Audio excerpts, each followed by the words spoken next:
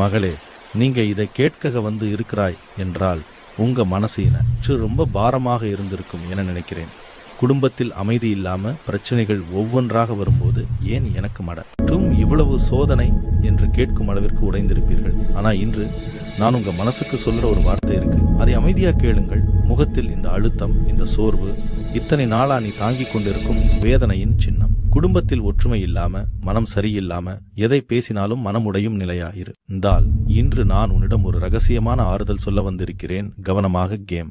நீ உன் குடும்பத்துக்காக எவ்வளவு உழைத்திருக்கிறாய், அதை யாரும் புரிந்து கொள்ளவே இல்லை என ஒரு வரி என் மனதுக்குள் இருந்து கொண்டே இருக்கிறது. ஆனா நான் அதை புரிந்து வைத்துள்ளேன்.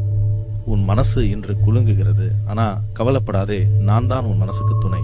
இந்த நேரத்தில் உன் வீட்டில் நிம்மதி குறைந்திருக்கலாம், ஆனா இந்த புயல் நிரந்தரம் இல்லை. ஆனா உண்மையில் என்ன நடக்குது தெரியுமா? நான் உன் குடும்பத்தை ஒரு புதிய நிலையில் கொண்டு செல்வதற்காக சில தேவையில்லாத விஷயங்களை உன் வாழ்க்கை